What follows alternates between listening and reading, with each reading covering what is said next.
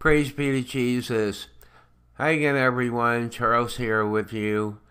These are your Catholic News Briefs for Saturday evening, October 13, 2018.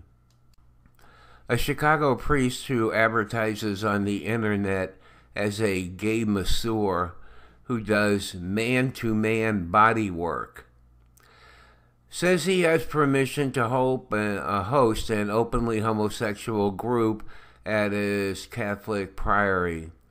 Openly homosexual Father Michael Gaiman is a member of the Friars Servants of Mary, or Servites, and head of the priory at Our Lady of Sorrows National Basilica.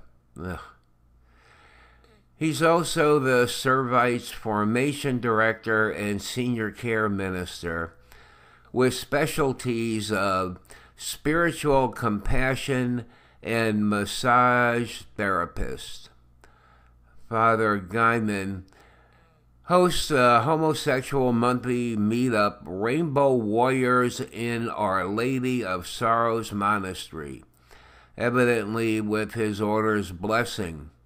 Father Gaiman lives in the same archdiocese as Father Paul Kalchik, who was recently removed from his parish after he privately burned a rainbow and cross banner against the wishes of Chicago Archbishop Cardinal Blaise Cupich.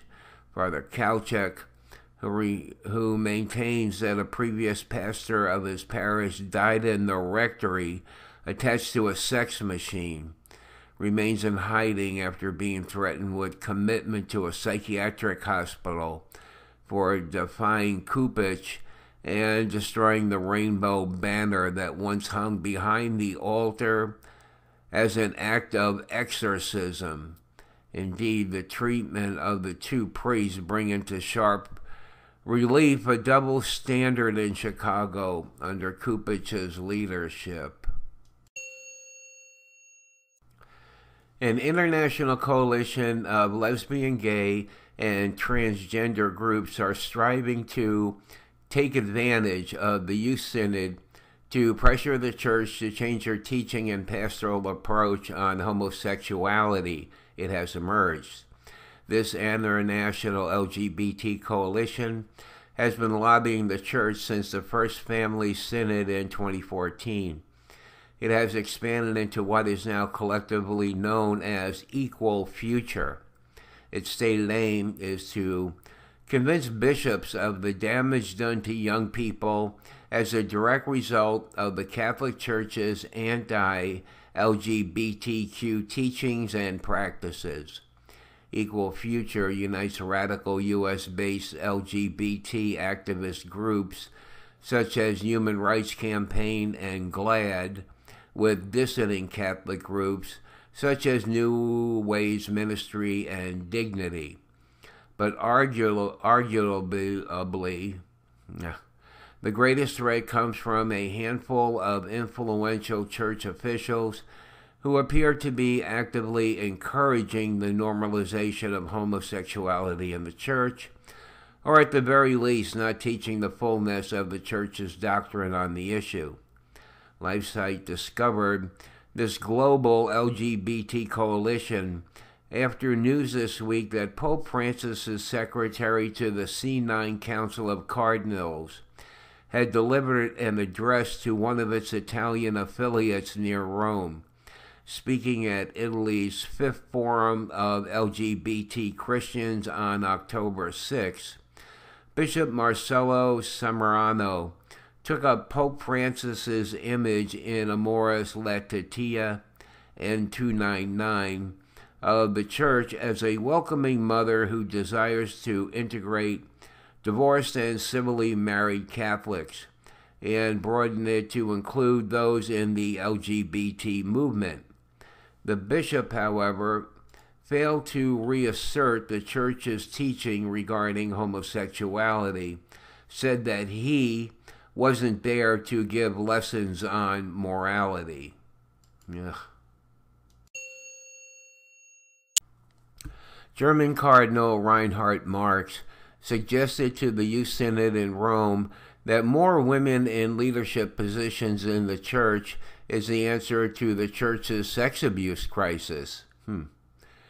In his October 11th intervention, Marks proposed giving women more leadership roles in the church, claiming this step would help fight sexual abuse committed by closed clerical male circles in the church. Well, Pope Francis has stated that clericalism is the cause of the crisis. Evidence from abuse reports suggests that homosexuality in the priesthood as the underlying cause. Marks, taking part in the Youth Synod by papal invitation, also said this week that priestly celibacy is one factor that could lead to sexual abuse.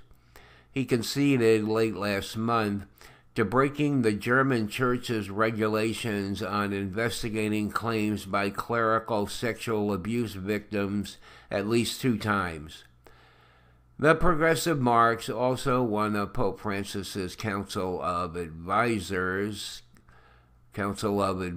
cardinals, and a proponent of allowing divorced and remarried Catholics to receive communion, has also said the German church is not a subsidiary of Rome. Cardinal Donald Wuerl had a few choice words to say regarding Archbishop Carlo Vigano when he was interviewed by a liberal Catholic magazine yesterday. In a long and laudatory article published by America Magazine today, the Archbishop Emeritus of Washington, D.C., and its apostolic administrator until his replacement is named, denied Vigano allegations that the cardinal lied about knowing of sanctions against disgraced former Cardinal Archbishop Theodore McCarrick. In my read of that testimony, particularly the part that touches me, it is not faithful to the facts, he told America's Vatican correspondent Gerhard O'Connell. And, the whole article is just him refuting what Vigano said, so it's just what it is. Let's move on. Pope Francis on Saturday defrocked 2 more Chilean prelates accused of sexually abusing minors. And to show greater transparency about his responding to the Church's global sex abuse crisis, the pontiff publicly explained why they were removed. The Vatican's unusually detailed statement announcing the laization of Jose Cox Hunis and Marco Antonio Ordenes Fernandez signal a new degree of transparency following past missteps that appear to underestimate the gravity of the scandal, explaining the latest removals as Chile's church is called to account for decades of sexual abuse and cover-ups. The statement made clear the 2 were defrocked for abusing minors with evidence so overwhelming that a canonical trial was unnecessary. The Vatican said the move could not be appealed. The Twitter account Angelo Becciu, October 11, denied a report according to which Cardinal Coco Palmieri was present at the famous 2017 Vatican gay and drug party thrown by his secretary. The Angelo Becciu Twitter account, created in 2012, remained dormant for most of the time. Marco Tosati believes, without giving a clear proof, that it belongs to Cardinal Angelo Becciu, a Bergoglio apologist and former second man in the Vatican Secretariat of State. Angelo Becciu calls the news about Coco Palmieri, and I'm Italian. My parents came from Italy. Excuse me here. Let me start the sentence over. Angelo Becciu calls the news about Coco Palmario unfounded, but not untrue, adding that he, Becciu, informed Coco Palmario about the arrest of his secretary, which could be true as Coco Palmario was told by the police to leave before arrests were made. Becciu further claims that the secretary was not arrested during an elusive party, but in the courtyard of the building of the Congregation for the Doctrine of the Faith, where the party took place. He may have tried to escape. This is a comment of the person who wrote this. Cardinal Becciu is known for doing Francis's dirty work. For instance, when he replaced Cardinal Burke at the Order of Malta, shut down the Vatican financial reform, or publicly attacked Dominican Father Giovanni Cavalcoli. Although the news about the Vatican drug and gay party broke a year ago, the loquacious Vatican never bothered commenting on it. All right, well, in this story, I just got rid of these names. I can't even come close to, to be honest with you, I didn't even bother looking them up. I get tired of looking stuff up. There's so much of God's work to do, I mean, I probably should take a few minutes, but I'd probably forget, how to pronounce them. Although what I do is sort of like, I don't know what you call it. You sort of write it out the way it sounds. I'm not sure what that's called. I mean, I suppose I could do that, but I didn't do it, so. But I can tell you where these people are from, so, I mean, it's not really that important. All right, let me start. 2 Eastern European bishops asked the Synod of Bishops in Rome for a greater focus on the importance of the Eucharist, the liturgy, and fatherhood in the final Synod document during their interventions this week. These issues were raised by the Archbishop of Minsk, Belarus, and the Archbishop of Riga, Latvia. I thought it was Latvia. This is Latvia. At the Synod of Bishops on Young People, the Faith, and Vocational Discernment being held at the Vatican October 3rd, 28th. Excuse me. Synod fathers periodically have the opportunity to give interventions lasting 3 to 5 minutes. In his preparation intervention on October 10th, one archbishop, I should have put the Archbishop of such and such, but since we don't know their names, it doesn't matter.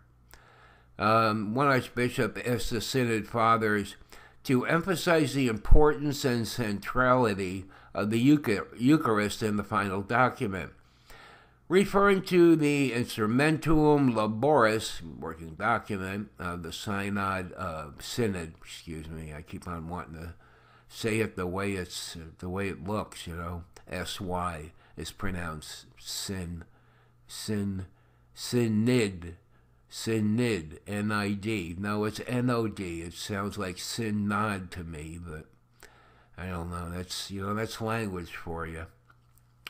Well, referring to the Instrumentum Laboris, working doctrine of the Synod of Bishops, he noted that though the documents had great pastoral value, it mentions the Eucharist only twice and the sacraments only 8 times. Well, that doesn't sound good. Well, I should probably apologize here. Sometimes I'll get a little goofy with the news. It's I actually think I get a little hardened to it. It's like for I don't know. For about 16 months now, I've been doing this every day, and it just really gets to you. So I mean, I think just being a human being, you just sort of become hardened. Now I seem to be getting a little goofy with it, with the names and, saying, I don't want to look that up, What's the difference? Well, the content is important. That somebody there at the synod, brought up the fact that the Eucharist is only mentioned twice and the sacrament's only 8 times, and what their concern is about what's centrally important here. Who the person is. It's the first time I've ever heard of these. There are more than 5,000 bishops in the world, so I suppose if it was a high-profile name, I'd know how to pronounce that, or if I didn't, because I hadn't looked up his name before or whatever, then I probably, would have mentioned their names, But, sometimes when you look up you look it up in like pronounce.com, and they actually, I put on the headphones and listen. And sometimes you just can't, you just can't pronounce it like that, your pronunciation of vowels and stuff just doesn't do that, So, sometimes I leave them out on purpose, and, well, it's a real problem when you read the news, it is for me anyway, so. All right, well, next story. Let's see. One subject so far missing from this month's Youth Synod discussion has been the 1968 encyclical Humanae Vitae. Despite the document's 50th anniversary this year, and Pope Francis's canonizing the encyclical's author, Blessed Paul VI, on Sunday, Archbishop Bruno Forte, I think that's right, a member of the governing council of the October 3 to 28 Synod on Faith, Young People, and Vocational Discernment, told reporters Thursday, "We haven't talked about it, or at least I don't think that there have been any contributions." Yeah, well, it's not a concern of this papacy. Anyway, I've been starting to see things online that says that Pope or Blessed Paul VI is like there's a lot of trouble with making him a saint, canonized. I didn't read it. I don't have time to do that, but it's going to happen one way or another, and whether or not he's a saint in God's eyes, me reading it doesn't change anything. It's something in the past that doesn't affect, now. It'll be over and done with, and then, it's just is what it is, I'll read things about the past that still have, ramifications in the world today, things like that are important, but I never knew this. I never knew that there were problems with, just some of what was going on in his papacy or his personal life or something. I'm not sure what all that is. All right, let's move on. Okay, well, it's a pretty long story here, so get ready for a few mistakes. One of the most prominent African churchmen participating in this month's gathering of bishops at the Vatican believes some of the concerns raised to date have been too Eurocentric. Good point.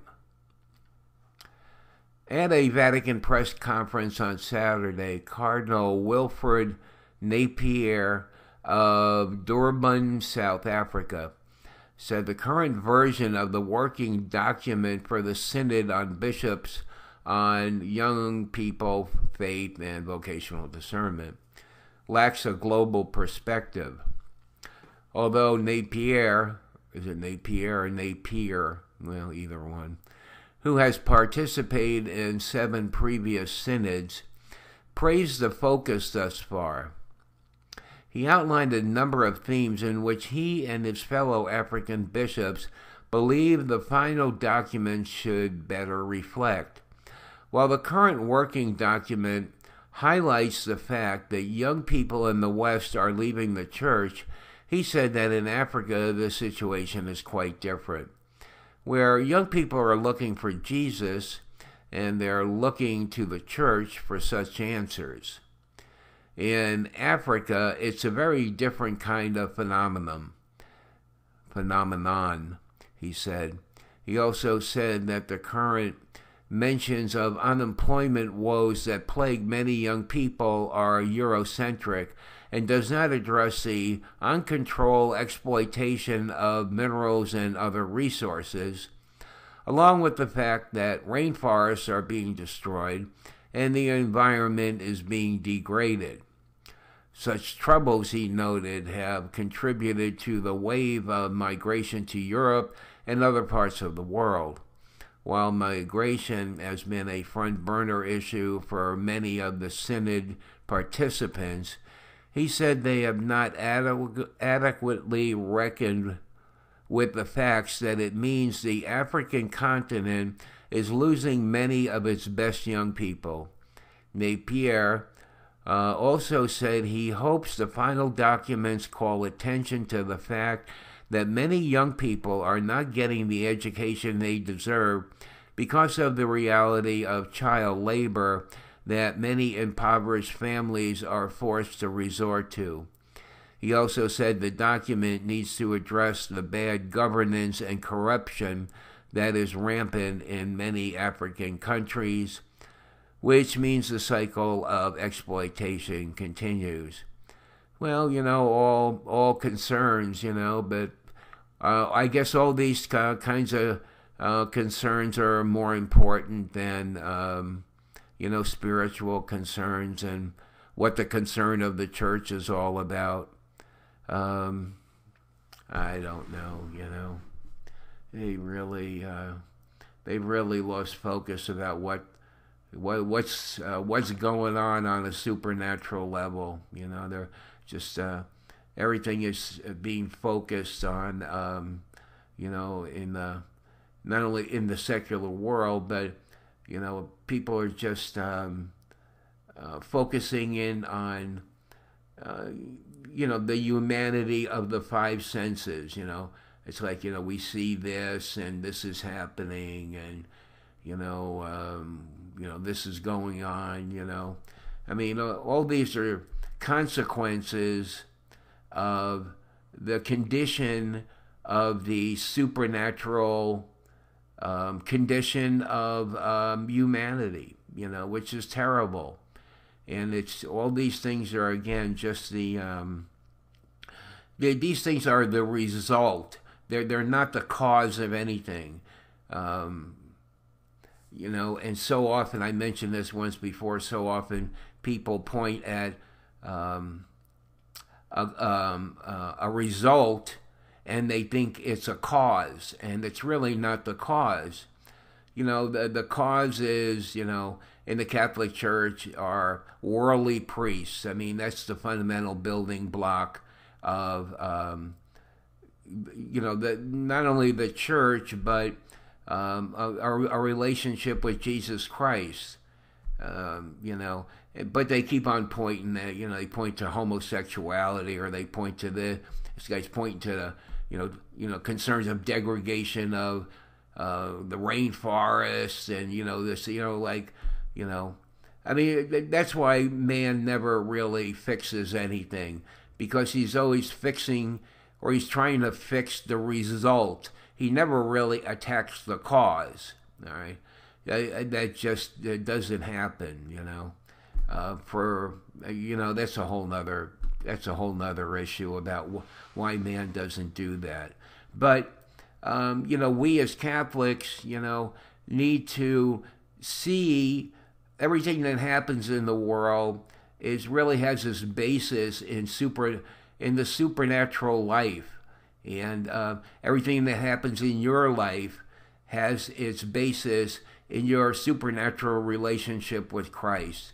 If you have a good one, then you have a good life, and you can affect change in other people, in your family, and whatever. If you really, spend a good part of your life in the world and, you know, pray once in a while or go to confession every once in a blue moon. You don't involve Christ in your decision making. If you do these kinds of things, you're going to have a lot more trouble. So, I mean, don't ever kid yourself into thinking that, that you're doing a better job than you really are. It's really where you need to be honest with yourself, you know. I mean, you're going to reap what you sow. All right, and if you don't, I mean, you know, whoever's listening to this, anybody who doesn't want to put the time and effort into strengthening and growing a relationship with Jesus Christ, being obedient to God's will, and I'm not saying, we're all going to become living saints. God's just happy with you, like walking that path, just putting the effort forth each day. When you do that, your life's going to get better. You're going to have a greater effect on the people around you. And you'll have, you'll do your part in making the world a better place. I think it was St. Francis who said, we got to, I don't know, one guy said, we got to do something to change the world. And I think it was St. Francis who said, oh, excellent. Well, we need to start with ourselves. That's exactly correct. We need to start with ourselves, and the beginning of ourselves is our relationship with Jesus Christ.